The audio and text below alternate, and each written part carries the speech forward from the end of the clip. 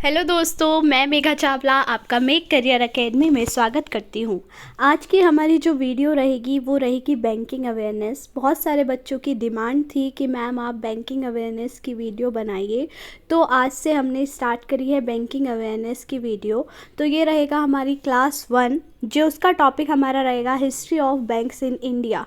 हम रोज़ एक वीडियो डालेंगे जो ज़्यादा देर की नहीं होगी, सिर्फ 15 से 20 मिनट की होगी, लेकिन ये वीडियो आपके लिए हेल्पफुल रहेगी। हम पॉइंट टू पॉइंट डिस्कस करेंगे जो एग्ज़ाम में पूछे जाते हैं। आपको पता होगा कि अगर आप किसी भी बैंक का एग्ज़ाम दे रहे हैं तो मेंस के एग्ज़ाम में बैंकिंग अवेयरनेस से आप क्वेश्चंस पूछ रहा है, तो ये वीडियो आपके लिए हेल्पफुल रहेगी अगर आप बैंक का एग्ज़ाम दे रहे हैं। तो वीडियो स्टार्ट करने से पहले प्लीज़ चैनल को सब्सक्राइब कर लीजिएगा एंड बेल आइकन को प्रेस कर लीजिएगा। स्टार्ट करते हैं हमारी video history of banks in India. हमने पॉइंट टू पॉइंट चीज़ें ली है। फर्स्ट है first bank in India. Bharat का जो पहला बैंक था वो कौन सा था? तो बैंक ऑफ हिंदुस्तान था। कब बना था? 1770 में बना था। अगर यही पूछे कि सेकंड बैंक इन इंडिया कौन सा था, तो सेकंड बैंक इन इंडिया था हमारा जनरल बैंक ऑफ इंडिया, जो 1786 में बना था। ठीक है, दोनों चीज़ें साथ साथ कोशिश करेंगे, याद कराती जाऊँ मैं आपको। इसी वीडियो को देखते देखते आपको याद हो जाएगा। भाई देखो, फर्स्ट बैंक कौन सा होगा? इंडिया का बैंक है। इंडिया को पहले हिंदुस्तान के नाम से जाना जाता था। बैंक भी कौन सा है? हिंदुस्तान बैंक है। कब बना था? 1770 में बना था। दूसरा बैंक कौन सा बना था? जनरल। जनरल से याद रखना, जनरल बैंक ऑफ इंडिया बना था। अब इन दोनों बैंकों को बनाया किसने था? तो both bank manage by Alexander company of Europe. दोनों बैंकों को बनाया था अलेक्जेंडर कंपनी, जो कि यूरोप की थी। ठीक है, अभी फ़िलहाल दोनों के दोनों बैंक जो है एग्जिस्टेंस में नहीं है, यानी कि अभी दोनों के दोनों बैंक ही नहीं है। तो हमने 2 पॉइंट्स याद करे, दोनों को रिपीट कीजिए। फर्स्ट बैंक कौन सा था? तो फर्स्ट बैंक था बैंक ऑफ हिंदुस्तान, 1770 में बना था। सेकेंड बैंक था हमारा जनरल बैंक ऑफ इंडिया, और बनाया किसने था? तो यूरोप की कंपनी थी जिसका नाम था अलेक्जेंडर। तो अलेक्जेंडर कंपनी ने इसको बनाया था। चलते हैं नेक्स्ट पॉइंट की ओर। नेक्स्ट है हमारा फर्स्ट ज्वाइंट स्टॉक बैंक कौन सा था? तो ये था हमारा इलाहाबाद बैंक। कब बना था? तो 1865 में बना था। ज्वाइंट स्टॉक से मतलब क्या है? तो ज्वाइंट स्टॉक से मतलब है एक ऐसा बैंक जिसमें इंडिया की भी कैपिटल थी और ब्रिटिशर्स की भी, यानी दो कंपनी, दोनों देशों ने मिलकर जो एक बैंक स्टैब्लिश किया था, वो बैंक कौन सा था? तो इलाहाबाद बैंक था। कब बना था? 1865 में बना था। इलाहाबाद बैंक भी फ़िलहाल एग्जिस्टेंस में नहीं है। इलाहाबाद बैंक जो है मर्ज हो गया है इंडियन बैंक के साथ। तो याद रखिएगा, इलाहाबाद बैंक जो है मर्ज हो गया है इंडियन बैंक के साथ। आने वाली वीडियोस में इसको डिस्कस अच्छे से करेंगे। फ़िलहाल याद रखना, एग्जिस्टेंस में नहीं है इलाहाबाद बैंक। इलाहाबाद बैंक मर्ज हो गया है इंडियन बैंक के साथ। हमने 3 पॉइंट्स किए, तीनों रिपीट कीजिए मेरे साथ। फर्स्ट बैंक कौन सा था? तो बैंक ऑफ हिंदुस्तान था। सेकेंड बैंक कौन सा था? तो जनरल बैंक ऑफ इंडिया था। ठीक है, दोनों बैंकों को बनाया था अलेक्जेंडर कंपनी, जो यूरोप की कंपनी थी। थर्ड पॉइंट डिस्कस किया, फर्स्ट ज्वाइंट स्टॉक बैंक कौन सा था? तो ये था हमारा इलाहाबाद बैंक, जो 1865 में बना था। अभी एग्जिस्टेंस में नहीं है, इंडियन बैंक के साथ मर्ज हो गया है। आई होप आपको इतना साथ साथ लर्न हो गया। नेक्स्ट है हमारा फर्स्ट इंडियन बैंक। ठीक है, एग्ज़ाम में पूछा गया है फर्स्ट इंडियन बैंक कौन सा है? तो ये हमारा पीएनबी है, पंजाब नेशनल बैंक। और इसके जो फाउंडर है वो कौन थे? लाला लाजपत राय इसके फाउंडर थे। ठीक है, अब क्या हो रहा था कि ब्रिटिशर्स ने अपने बैंक खोल दिए थे। अब ब्रिटिशर्स ने बैंक खोल रखे हैं, लेकिन इंडियंस को अगर पैसा चाहिए तो इंटरेस्ट रेट बहुत हाई था। तो इन्होंने कहा कि क्यों ना हम अपना खुद का बैंक खोल दे। तो इन्होंने परमिशन ले ली थी ब्रिटिशर्स से। लाला लाजपत राय ने मेन रोल प्ले किया था इसमें। तो ये हमारा फर्स्ट इंडियन बैंक बना था, जिसको कैपिटलाइज भी इंडिया ने ही किया था और मैनेज भी इंडिया ने ही किया था। तो पीएनबी जब बना था हमारा 1894 में, तब इसका हेडक्वार्टर लाहौर था। एट प्रेजेंट इसका हेडक्वार्टर कहाँ पर है? तो एट प्रेजेंट इसका हेडक्वार्टर दिल्ली में है। ठीक है, आपसे एग्जाम में पूछा जा सकता है फर्स्ट इंडियन बैंक कौन सा है, तो वो हमारा पीएनबी है, पंजाब नेशनल बैंक, जिसमें capital and manage by the Indians, दोनों के दोनों क्या थे, इंडियंस के द्वारा मैनेज किया गया था। नेक्स्ट है हमारा first Indian bank to start its overseas branch, यानी कि पहला ऐसा बैंक जिसने अपनी क्या करी थी, फॉरेन में ब्रांच खोली थी। ऐसा कौन सा इंडियन बैंक है, तो वो है हमारा बैंक ऑफ इंडिया। कब खोली थी, 1946 में। कहाँ पर खोली थी, लंदन में खोली थी। ठीक है, बैंक ऑफ इंडिया कब इस्टेब्लिश हुआ है, तो 1906 में बैंक ऑफ इंडिया इस्टेब्लिश हुआ था। हेडक्वार्टर कहाँ है, मुंबई में है। मैंने आपको बहुत बार बताया है कि जितने भी बैंक के नाम के आगे पंजाब लगा है, सबका हेडक्वार्टर दिल्ली में है। जिनके भी बैंक के बाद इंडिया लगा है, बैंक ऑफ इंडिया, सबका हेडक्वार्टर कहाँ है, मुंबई में है। ठीक है, जिनके भी बैंक के आगे इंडियन लगा है, सबका हेडक्वार्टर चेन्नई में है। तो ये चीज़ आप याद रखिएगा। ठीक है, यहीं पर हमने करंट का भी पॉइंट ले लिया है कि एट प्रेजेंट में सबसे ज़्यादा ओवरसीज़ ब्रांच कौन सी बैंक की है, तो वो हमारे एसबीआई की है। 81 ब्रांचेस है ऑल ओवर वर्ल्ड में। ठीक है, तो सबसे ज़्यादा ओवरसीज़ ब्रांच किसकी है, एसबीआई की है, 89 ब्रांचेस है। ठीक है, एसबीआई हमारा नेशनलाइज हुआ था इंपीरियल बैंक से 1 जुलाई 1955 में हमारा एसबीआई बन गया था, जिसका हेडक्वार्टर हमारा मुंबई में है। ठीक है, यहीं पर ही second highest bank to have its overseas branch कौन सा है, तो वो बैंक ऑफ बड़ौदा है, जिसकी कितनी ब्रांचेस है, 59 ब्रांचेस है। ठीक है, बैंक ऑफ बड़ौदा इस्टेब्लिश हुआ था 1908 में। हेडक्वार्टर कहाँ है, वडोदरा, गुजरात में है। ठीक है, हमने 7-8 पॉइंट डिस्कस करे हैं, एक बार रिपीट कर लीजिए ताकि आपको लर्न हो जाए। फर्स्ट बैंक कौन सा था, तो बैंक ऑफ हिंदुस्तान था। ठीक है, सेकंड बैंक कौन सा था, तो जनरल बैंक ऑफ इंडिया था। दोनों बैंक एग्जिस्टेंस में नहीं है, इस्टेब्लिश किया था अलेक्जेंडर कंपनी ने, यूरोप की थी। थर्ड पॉइंट हमारा था फर्स्ट ज्वाइंट स्टॉक बैंक कौन सा है, तो वो हमारा था इलाहाबाद बैंक, 1865 में बना था। फिलहाल एग्जिस्टेंस में नहीं है, मर्ज हो गया है इंडियन बैंक के साथ।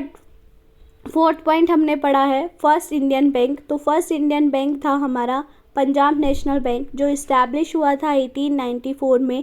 हेडक्वार्टर जब बना था लाहौर था, एट प्रेजेंट में दिल्ली है। इसके बाद हमने पढ़ा फर्स्ट इंडियन बैंक जिसने अपनी ओवरसीज़ ब्रांच खोली थी, ये था हमारा बैंक ऑफ इंडिया, 1946 में खोली थी लंदन में। बैंक ऑफ इंडिया इस्टेब्लिश हुआ था 1906 में, हेडक्वार्टर मुंबई था। इसको हमने करंट से जोड़ लिया था कि अभी फ़िलहाल में ऐसा कौन सा बैंक है जिसकी सबसे ज़्यादा ओवरसीज़ ब्रांचेस हैं, तो वो था हमारा एसबीआई। सेकंड हाईएस्ट बैंक कौन सा था, तो वो हमारा बैंक ऑफ बड़ौदा था, 59 ब्रांचेस थी। बैंक ऑफ बड़ौदा हमारा 1908 में इस्टेब्लिश हुआ था, हेडक्वार्टर था वडोदरा, गुजरात में। आई होप आपको इतना अच्छे से लर्न हो गया होगा। नेक्स्ट है हमारा फर्स्ट स्वदेशी बैंक, तो फर्स्ट स्वदेशी बैंक था हमारा सेंट्रल बैंक ऑफ इंडिया। ठीक है, इस्टेब्लिश हुआ था 1911 में, हेडक्वार्टर है इसका मुंबई। ठीक है, हमारा क्या हुआ था, स्वदेशी मूवमेंट चला था। 1905 में क्या हुआ था, पार्टीशन ऑफ बंगाल हो गया था, यानी बंगाल के 2 टुकड़े कर दिए थे, ईस्ट बंगाल और वेस्ट बंगाल। वेस्ट बंगाल आज है, ईस्ट बंगाल हमारा बांग्लादेश है। ठीक है, यानी हिंदू और मुस्लिम के बेसिस पे 2 टुकड़े कर दिए थे। फिर 1906 में स्वदेशी मूवमेंट चला था, जिसमें सब चीज़ क्या करी थी, हमने स्वदेशी अपनाओ का मोटिव लेकर आए थे। उसी के तहत हमने एक बैंक इस्टेब्लिश किया था, जिसका नाम भी हमने क्या रख दिया था, स्वदेशी बैंक रख दिया था। तो फर्स्ट स्वदेशी बैंक कौन सा है, सेंट्रल बैंक ऑफ इंडिया है। याद रखना, कंफ्यूज नहीं होना है। फर्स्ट इंडियन बैंक हमारा पंजाब नेशनल बैंक है एंड फर्स्ट स्वदेशी बैंक हमारा सेंट्रल बैंक ऑफ इंडिया है, जो इस्टेब्लिश हुआ था 1911 में और हेडक्वार्टर था हमारा मुंबई। ठीक है, नेक्स्ट क्वेश्चन एग्जाम में पूछा गया है कि ऐसा कौन सा बैंक है जिसका जो उद्घाटन है वो महात्मा गांधी ने किया था। Which bank inaugurated bye Mahatma Gandhi, यानी महात्मा गांधी के द्वारा जिस बैंक का उद्घाटन हुआ था उसका नाम क्या है, तो ये है हमारा यूनियन बैंक ऑफ इंडिया, जो इस्टेब्लिश हुआ था 1919 में। और हेडक्वार्टर कहाँ था, तो हेडक्वार्टर था इसका मुंबई में। तो याद रखिएगा, महात्मा गांधी ने जिस बैंक का उद्घाटन किया वो कौन सा है, यूनियन बैंक ऑफ इंडिया है। First Indian bank Punjab national bank है। फर्स्ट स्वदेशी बैंक कौन सा है, तो ये है हमारा central bank of India. Confuse नहीं होना है। ठीक है, तो ये हमारे 7-8 पॉइंट थे जो डायरेक्ट एग्जाम में पूछे जाते हैं। नेक्स्ट चलते हैं इंपीरियल बैंक ऑफ इंडिया 1921। ठीक है, 1921 कैसे इंपीरियल बैंक कैसे बना। ठीक है, अब क्या हुआ, ब्रिटिशर्स ने क्या किया था, ब्रिटिशर्स ने इंडिया में आ गए थे ब्रिटिशर्स, ठीक है। जब इंडिया में आ गए ब्रिटिशर्स तो ब्रिटिशर्स ने क्या किया, प्रेसिडेंसी बनानी स्टार्ट करी थी, ठीक है। इंडिया में मेन प्रेसिडेंसी बना रखा था 3 जगहों को, बंगाल, बॉम्बे और मद्रास को। जब इन्होंने इनको 3 मतलब प्रेसिडेंसी बना रखा था, एक तरीके से पूरा पूरा अधिकार, राइट्स किसका हो गया था, यहाँ ब्रिटिशर्स का हो गया था। तो ब्रिटिशर्स ने अपनी मेन प्रेसिडेंसी में 3 बैंक खोले थे। वो तीनों बैंक कौन से हैं, Bank of Bengal, Bank of Bombay और बैंक ऑफ मद्रास। सबसे पहले खोला था बैंक ऑफ बंगाल 1806 में, फिर बैंक ऑफ बॉम्बे खोला 1840 में, फिर बैंक ऑफ मद्रास खोला था 1843 में। अब इन्होंने तीनों बैंक खोल दिए, लेकिन इसमें क्या हो रहा था, इन तीनों बैंक में कैपिटल इश्यूज हो रहे थे। यानी कि ये तीनों बैंक को एक साथ मर्ज नहीं कर, मतलब एक साथ कंट्रोल नहीं कर पा रहे थे, रेगुलेट नहीं कर पा रहे थे, एक तरीके से आप कह सकते हो कि अच्छे से मैनेज नहीं कर पा रहे थे, कैपिटल इश्यूज हो रहे थे। तो इन्होंने क्या किया, ये तीनों बैंक को मर्ज कर दिया और बना दिया इंपीरियल बैंक ऑफ इंडिया 1921, ठीक है। 1921 में तीनों बैंकों को मर्ज करके क्या बना दिया, इंपीरियल बैंक ऑफ इंडिया बना दिया। बाद में इंपीरियल बैंक ऑफ क्या हो गया था, इंडिया नेशनलाइज हो गया था, SBI एक्ट आया था, उसके थ्रू SBI इंट्रोड्यूस हुआ था 1 जुलाई 1955 को। इसकी बात हम थोड़ी देर बाद करेंगे, ठीक है। तो अब क्या हुआ, इतनी बात समझिए यहीं पर ही कि अब इंपीरियल बैंक ऑफ इंडिया हमारा उस टाइम का सबसे बड़ा प्राइवेट बैंक बन गया था, ठीक है। जब इंपीरियल बैंक ऑफ इंडिया हमारा बन गया तो उस टाइम का वो सबसे बड़ा प्राइवेट बैंक था। और अभी क्या होता है, अभी हमें अगर बैंक खोलना है तो हमें कैपिटल की नीड होती है कि हमारे पास 5 करोड़ रुपए की इनिशियली कैपिटल होना चाहिए, तभी हम कोई बैंक ओपन कर सकते हैं। उस टाइम पे ऐसा कुछ नहीं था। उस टाइम पे जिसके पास पैसा है वो क्या खोलने लग गया, बैंक खोलने लग गया। मतलब हर कोई व्यक्ति जिसके पास भी पैसा था वो बैंक खोलना स्टार्ट कर दिया उसने। और बैंक खोलकर, अब बैंक खोल लिया, बैंक से लोन कौन लेगा, जो गरीब व्यक्ति होगा। अब जो जिसके पास पैसा नहीं है, यानी इंडियन लोग वहाँ पर पैसा लेने जाते थे तो वो क्या करते थे, हाई इंटरेस्ट पे पैसा देते थे, ठीक है। हाई इंटरेस्ट पे, बहुत ज़्यादा इंटरेस्ट पे पैसा देने लगे तो जो इंडियंस लोग हैं वो काफ़ी ज़्यादा परेशान होने लगे। तो इंडियंस लोगों ने क्या करे, कंप्लेन करी ब्रिटिशर्स के पास जाकर कि हमारे को बैंक लोग पैसा नहीं दे रहे हैं, ठीक है, मतलब हमें ज़रूरत है तो पैसा नहीं मिल रहा है। तो ब्रिटिशर्स ने क्या किया था, ब्रिटिशर्स की भी वो बात नहीं सुन रहे, मतलब वो अपने ही एक तरीके से मान लो अपना मालिकाना हक जता रहे थे। तो ब्रिटिशर्स ने फिर 1921 में क्या करा, हिल्टन यंग कमीशन यानी हिल्टन यंग कमेटी को फ्रेम किया था। 1921 में इन्होंने क्या किया, हिल्टन यंग कमेटी को फ्रेम किया। जब हिल्टन यंग कमेटी फ्रेम हो गई फिर 1926 में क्या हुआ, इसकी रिपोर्ट आई, ठीक है। 1926 में क्या आई, इसकी रिपोर्ट आई। और फाइनली 1934 में RBI एक्ट यानी रिजर्व बैंक ऑफ इंडिया का जो एक्ट था वो पास कर दिया गया। और 1 अप्रैल 1935 को रिजर्व बैंक ऑफ इंडिया को इस्टेब्लिश कर दिया गया 5 करोड़ की कैपिटल के साथ। और ये 5 करोड़ की कैपिटल जिन्होंने लगाई थी वो सब प्राइवेट शेयर होल्डर्स ने ही लगाई थी। यानी कि RBI इस्टेब्लिश तो हो गया था लेकिन इसमें जितनी भी फंडिंग करी थी वो प्राइवेट शेयर होल्डर्स ने करी थी, यानी अभी ये क्या था, एक तरीके से प्राइवेट था, ठीक है। इसके बाद जब RBI बना तो उसका हेडक्वार्टर कहाँ था, कोलकाता था। और लेटर 1937 में इसका हेडक्वार्टर क्या कर दिया था, मुंबई कर दिया था, ठीक है। अब कुछ क्वेश्चन एग्जाम में पूछता है RBI के फर्स्ट गवर्नर कौन थे, तो RBI के फर्स्ट गवर्नर थे हमारे ओसबोर्न स्मिथ, जिनका टाइम पीरियड था 1935 से 1937। सेकंड गवर्नर थे हमारे जेम्स टेलर, जिनका टाइम पीरियड था 1937 से 1943। इसके बाद थर्ड गवर्नर थे हमारे CD देशमुख, ये मोस्ट इम्पॉर्टेंट है, बहुत सारे एग्जाम में पूछा गया है। First Indian governor of RBI, तो ये हमारे थे CD देशमुख, जिनका टाइम पीरियड था 1943 से 1949। अब क्या हुआ भाई, अब चलो एक पॉइंट और देख लो। RBI ने क्या किया है, RBI ने सेंट्रल बैंक ऑफ बर्मा भी काम किया है। 1947 है ये, सॉरी 1947 तक सेंट्रल बैंक ऑफ बर्मा भी काम किया है और सेंट्रल बैंक ऑफ पाकिस्तान भी काम किया है 1948 तक। अब क्या हो रहा था भाई, जो ब्रिटिशर्स थे यानी गवर्नमेंट ऑफ इंडिया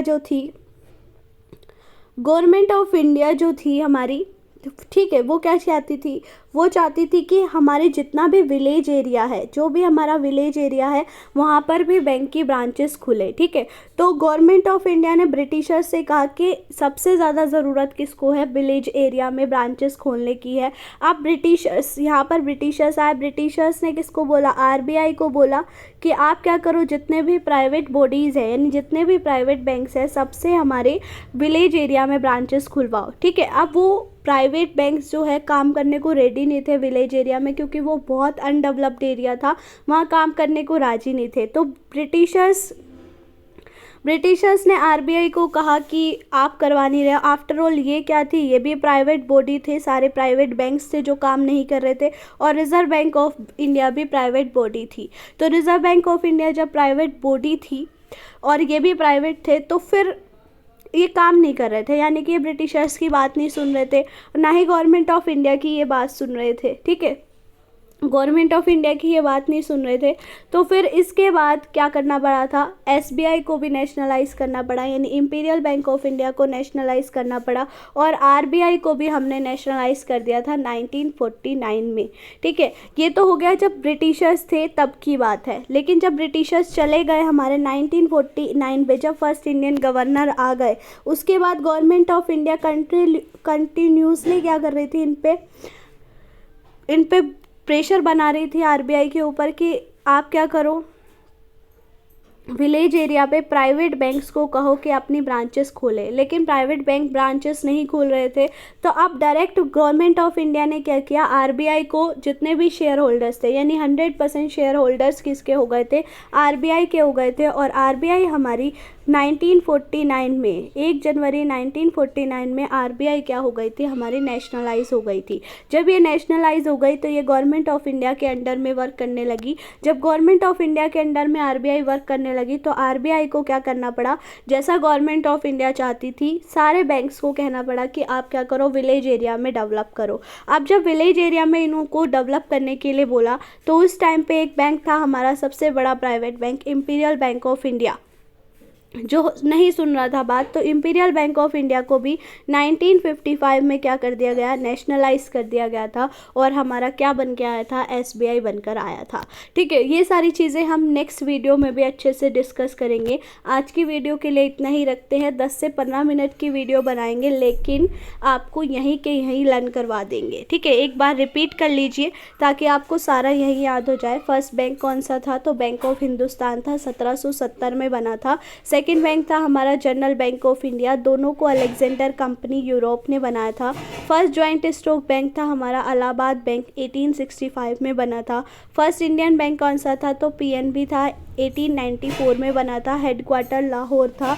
इसके बाद हमारा फर्स्ट बैंक जिसने अपनी ओवरसीज़ ब्रांच खोली थी वो कौन सा था, तो वो हमारा था बैंक ऑफ इंडिया, 1946 में खोली थी लंदन में। इसके बाद हमारा फ़िलहाल करंट से करा था हमने कि सबसे ज़्यादा हाईएस्ट ओवरसीज़ ब्रांचेस खोलने वाला बैंक कौन सा है, तो वो हमारा एसबीआई था। सेकंड हाईएस्ट ओवरसीज़ ब्रांचेस खोलने वाला कौन था, तो बैंक ऑफ बड़ौदा था, 1908 में इस्टेब्लिश हुआ था, हेडक्वार्टर वडोदरा था। फिर हमने पढ़ा था फर्स्ट स्वदेशी बैंक कौन सा था, तो फर्स्ट स्वदेशी बैंक था हमारा सेंट्रल बैंक ऑफ इंडिया, जो 1911 में बना था। फिर ऐसा कौन सा बैंक था जिसका उद्घाटन महात्मा गांधी ने किया था, तो वो था यूनियन बैंक ऑफ इंडिया, जो इस्टेब्लिश हुआ था 1919 में। फिर हमने पढ़ा इंपीरियल बैंक ऑफ इंडिया कैसे बना, तो 3 बैंक थे, Bank of Bengal, Bank of Bombay और Bank of Madras. Bank of Bengal 1806 में बना था, बॉम्बे 1840 में, और मद्रास बना था 1843 में। कैपिटल इशू और मैनेजमेंट सही ना होने की वजह से इन तीनों को मर्ज करके एक बैंक बना दिया था, इंपीरियल बैंक ऑफ इंडिया, जो 1921 में बना था। बाद में इसको नेशनलाइज करके एसबीआई इंट्रोड्यूस कर दिया जाएगा। ठीक है, इसके बाद हमने पढ़ा था कि सारे जो जिनके पास पैसा था सब अपने बैंक खोल रहे थे, तो इंडियंस लोगों ने इनकी कंप्लेन करी, जिसकी वजह से ब्रिटिशर्स ने 1921 में हिल्टन यंग कमेटी बनाई थी, और 1926 में एक रिपोर्ट आई थी जिसके अकॉर्डिंग इन्होंने कहा कि अगर आपको एक बैंक को क्या करना है, इन बैंकों को कंट्रोल करना है, तो आपको एक ऐसी बॉडी फ्रेम करनी होगी जो इन बैंकों की भी बैंक है। तो इसी वजह से 1934 में क्या बना था, आरबीआई एक्ट आया था और 1 अप्रैल 1935 को आरबीआई जो था हमारा इस्टेब्लिश हो गया था 5 करोड़ की कैपिटल के साथ। इसके बाद हमने पढ़ा कि आरबीआई ने सेंट्रल बैंक ऑफ बर्मा भी काम किया है जो आज म्यांमार का है 1947 तक, और पाकिस्तान भी काम किया है 1948 तक। इसके बाद हमने पढ़ा कि आरबीआई के फर्स्ट गवर्नर तो ओसबॉर्न स्मिथ थे, सेकंड गवर्नर जेम्स टेलर थे और फर्स्ट इंडियन गवर्नर हमारे सीडी देशमुख थे। इसके बाद आरबीआई अपना वर्क अच्छे से नहीं कर रही थी, यानी कि गवर्नमेंट ऑफ इंडिया की बात नहीं सुन रही थी, इसलिए गवर्नमेंट ऑफ इंडिया को आरबीआई को नेशनलाइज करना पड़ा 1 जनवरी 1949 को, और बाद में इंपीरियल बैंक को भी नेशनलाइज करके एसबीआई बनाना पड़ा था 1 जुलाई 1955 को। तो ये हमने आज की वीडियो में डिस्कस किया है। आई होप ये वीडियो आपको पसंद आएगी। अगर आपको वीडियो अच्छी लगे तो प्लीज़ चैनल को सब्सक्राइब कीजिए एंड वीडियो को लाइक कमेंट एंड शेयर कीजिए। Thank you.